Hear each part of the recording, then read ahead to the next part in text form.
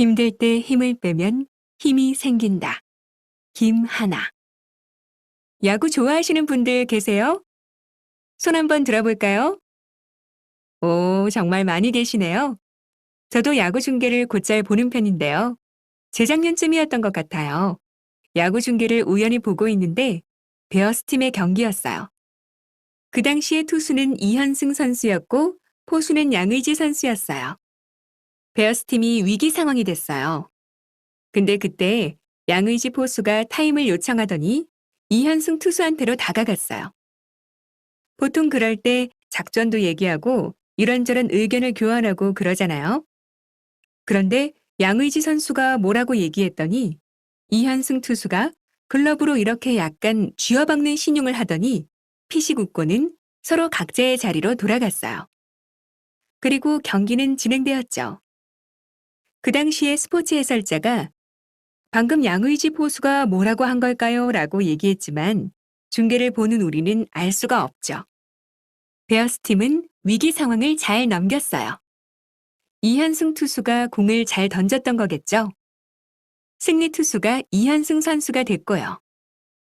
끝나고 나서 어떤 기자가 이현승 투수를 인터뷰하면서 물어봤어요. 아까 8회에 양의지 포수가 다가와서 뭐라고 하던가요? 그랬더니 이현승 투수가 뭐라고 대답했느냐면 여러분 여기 보시면 이 까만 거 있죠? 이걸 언더셔츠라고 하는데 이거를 이현승 투수가 두 겹을 입고 있었대요. 양의지 포수가 그 절체절명의 위기 순간에 다가와서 했다는 말이 형, 이거 두 개 껴입었어? 추워? 나이 들었네? 이랬다는 거예요. 그러니까 이현승 투수는 무슨 실없는 소리야 싶으니까 야, 들어가. 이렇게 돼서 그렇게 헤어진 거죠. 양의지 포수가 하려고 했던 말이 무엇이었을까요? 형, 긴장 풀어. 힘 빼. 이 얘기를 하고 싶었던 거죠. 보통의 사람들이면 이럴 때 뭐라고 할까요? 형, 지금 너무 중요한 순간이야. 모두가 형만 쳐다보고 있어. 이번 공이 얼마나 중요한지 알지? 잘 던져야 해. 힘내. 라고 얘기를 하죠. 그러면 어떻게 될까요? 더 긴장하게 되겠죠. 어깨에 힘이 빡 들어가고 그러면 공을 제대로 던지기가 더 힘들어질 거예요. 양의지 포수는 그 절체절명의 위기 순간에 이현승 투수에게 힘을 뺄 수 있도록 도와준 거죠. 저는 오늘 이 자리에 여러분께 힘을 뺄 수 있는 주문 한마디를 알려드리려고 나왔습니다. 이 얘기를 하려면 우선 저희 집안 얘기부터 먼저 해야 할 것 같은데요. 제가 중학생 때였던 것 같아요. 학교에서 가훈을 적어오라는 숙제를 내줬어요. 집에 가서 우리 집 가훈이 뭐예요? 라고 물어봤어요. 저희 집은 참고로 부산인데 저희 아버지가 가훈? 화목. 화목이라고 적어가라. 라고 하셨어요. 그래서 저는 화목? 집안의 화목을 가장 자주 깨뜨리는 주범인 아버지가 할 말씀은 아닌데 하고 생각하면서도 그렇게 적어서 냈어요. 그건 대충 되는 대로 적어서 냈던 가훈이었고요. 실질적인 우리 집의 가훈이 무엇인지를 저는 세월이 한참 흘러서야 불현듯 깨닫게 됐습니다. 그것은 저희 가족이 너무 자주 오랫동안 써서 저희 가족의 무의식에 깊숙이 자리 잡게 된 하나의 단어였는데요. 그것은 바로 만다꼬라는 말이었어요. 경상도 출신인 분들은 이 말에 대해서 잘 아실 텐데요. 만다꼬라는 말은 뭐하러, 뭐한다고, 뭘 하려고 등에 해당하는 말로써 영어로 what for 이렇게 번역될 수 있는 말입니다. 의문사이기 때문에 항상 뒤에는 물음표가 뒤따르고요. 용례를 살펴보자면 다음과 같습니다. 만다고 그래 쎄 빠지게 했었노? 번역하자면 뭐하러 그렇게 열심히 하는 거니? 만다고 그 돈 주고 샀노? 뭐하러 그만한 돈을 들여 샀어? 이런 식으로 쓰입니다. 대답으로 쓰일 때도 있어요. 난 꼭 그 자리에 오르고 말 거야. 만다고. 우리 회사를 세계 1위 회사로 만듭시다. 만다고. 살짝 핀잔 주는 뉘앙스로 말하는 이 만다꼬라는 말을 사실 저는 어렸을 때는 그렇게 좋아하지 않았어요. 제가 아는 경상도 출신의 선배 하나는 애가 저 장난감 사주세요라고 했더니 뭐라고 대답했냐면 만닫고 마흙 갖고 놀아라. 이렇게 얘기했대요. 21세기의 애한테 흙을 갖고 놀라고 얘기했다는 거예요. 그 애는 이 만닫고라는 말이 얼마나 싫었을까요? 확실히 심지가 굳기 전에 어린아이에게 이 만닫고라는 말은 허무주의와 무기력으로 이끄는 주문이 될 위험이 있어요. 하지만 제가 세월이 흘러서 좀 자라고 난 뒤에 어른이 되어서 생각해 보니까 이 만닫고라는 말은 아주 중요한 질문이었어요.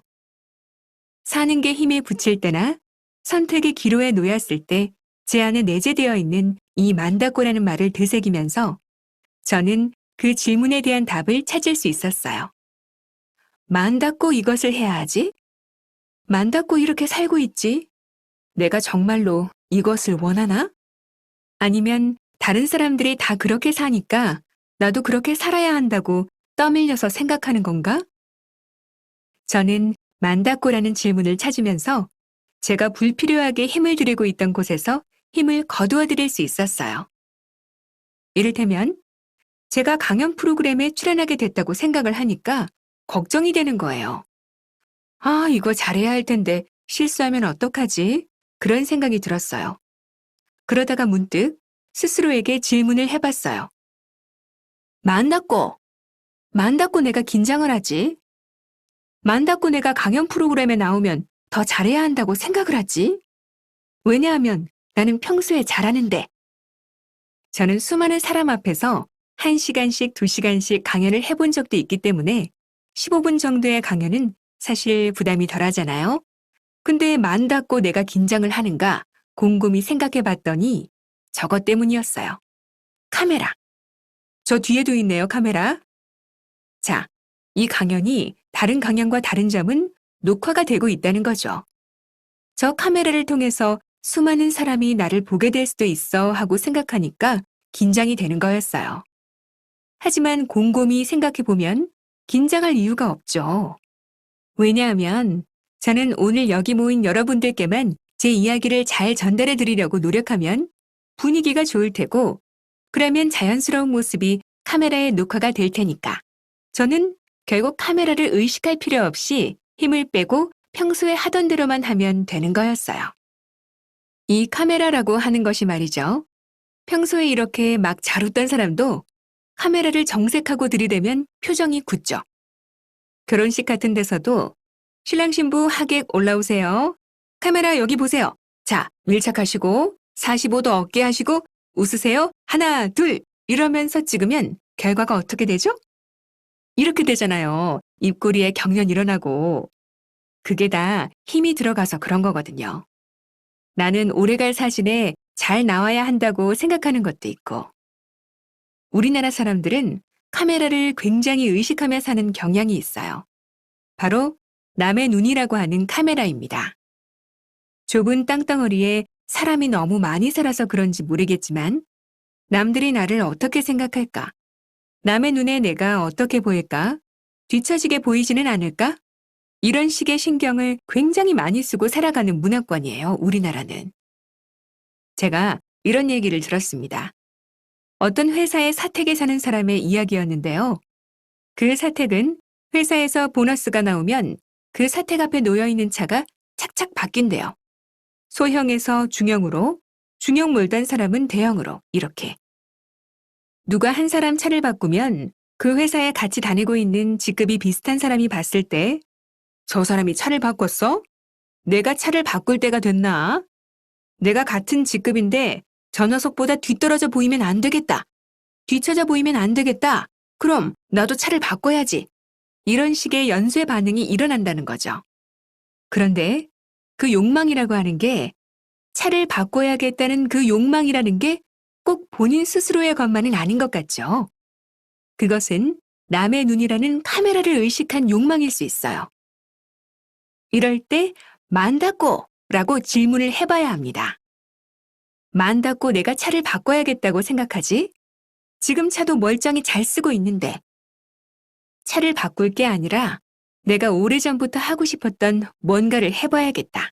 이렇게 생각을 할 수도 있는 거고, 내가 완전히 반하지는 않은 사람과 지금 만나고 있을 때 주변 사람들이 결혼 안 해?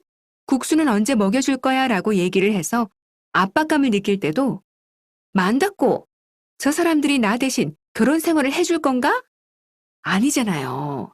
내가 이 사람이 너무 좋아서 자연스럽게 결혼을 해야겠다가 아니라 결혼을 해야 하는 때가 됐는데 옆에 이 사람이 있으니까 결혼을 하는 것은 아무래도 아닌 것 같아 하고 판단을 내릴 수가 있겠죠. 애한테도 야, 들어가서 공부해. 공부해라. 공부해라. 이렇게 잔소리를 하다가도 스스로 만닫고 라고 물어볼 수 있겠죠. 이게 정말 저 애를 위한 걸까? 저렇게 공부에 취미가 없는 애에게 공부해라, 공부해라 압박하는 것은 혹시 내가 내 자식이 성적이 잘 안 나오면 남들 눈에 창피하기 때문에 그렇게 생각하고 있는 건 아닐까 하고 자기 스스로 성찰을 해볼 수도 있겠죠. 저는 카피라이터 출신이기 때문에 사람들에게 스스로의 욕망이 아닌 욕망을 주입하는 기술을 갖고 있어요. 이런 차를 몰아라. 이런 코트를 입어라. 이런 집에서 살아라.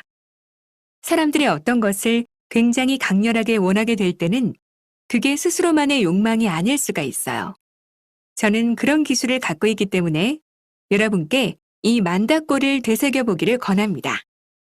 뭔가를 굉장히 갖고 싶어질 때 만다꼬라고 스스로에게 질문을 해보면 이게 정말로 내가 그것을 원하는 건지 아니면 어떤 기술에 휘둘려서 잠시 그렇다고 착각하는 건지 그것에 대해서 생각할 시간을 벌 수도 있죠.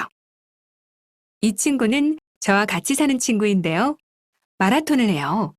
이 친구의 말에 따르면 마라톤의 백미는 다 힘들게 뛰고 나서 시원하게 마시는 음료에 있다고 합니다.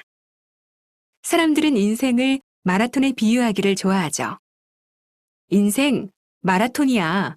너 지금 보면 뒤처진 것 같아도 길게 보면 언젠가는 역전할 수 있으니까 쉬지 말고 뛰어야 해. 이렇게들 얘기를 하죠. 그렇기 때문에 힘이 너무 빠져 있고 기진맥진해 있는 사람에게도 사람들은 뭐라고 응원하죠? 힘내, 할 수 있어, 힘내 라고만 응원하죠. 하지만 양의지 선수가 이현승 선수에게 했던 것처럼 그 사람이 잘 살게 도와주고 싶을 때는 힘을 빼도록 도와주는 게 더 나을 때도 있어요. 인생을 마라톤에 비유하는 사람들은 죽을 때까지 달리고 또 달리라고 얘기합니다. 저는 그런 분들에게 물어보고 싶어요. 그럼 음료는 어디 있나요? 저는 최선을 다해서 인생을 살라라고 하는 말에 반대하지 않습니다. 저 또한 최선을 다해서 살고 있어요. 그런데 그 최선은 달리고 또 달리고 쉴 새 없이 달리는 게 아니에요. 저의 최선은 최선을 다해서 쫓기는 마음 없이 쉴 때도 있고요. 최선을 다해서 게으름을 부리면서 힘을 비축할 때도 있고요. 최선을 다해서 남의 것이 아닌 내 인생을 살려고 질문을 던질 때도 있고요. 물론 최선을 다해서 달릴 때도 있지만 최선을 다해서 음료를 마실 때도 있습니다. 제가 생각하는 인생의 성공은요, 남들이 생각하는 성공이 아니라 제가 생각하는 인생의 성공이라는 것은 인생을 선물로 받아들일 수 있고 인생에 대해서 고마움을 잊지 않을 정도의 조율을 해 나가는 데 있다고 생각해요. 여러분이 정말로 원하지 않는 것에 힘을 뺄 수 있어야 정말로 힘을 줘야 할 때 힘을 줄 수가 있습니다. 힘을 줄 때 주고 뺄 때 빼고 그래야 리듬이 생기죠. 음악에서도 강박, 강박만 있으면 리듬이 생겨나지 않죠. 강박이 있으면 약박이 있고 음표가 있으면 쉼표가 있고 그래야 리듬이 생겨나고 그걸로 아름다운 음악을 만들 수가 있어요. 저는 오늘 여러분께 여러분 각자의 음악을 만들어갈 때 꼭 필요한 쉼표의 주문을 말씀드리고 싶었습니다. 여러분이 힘을 빼고 싶을 때 기억해야 할 세 글자의 단어가 뭐라고요? 만다꼬를 기억하십시오. 고맙습니다.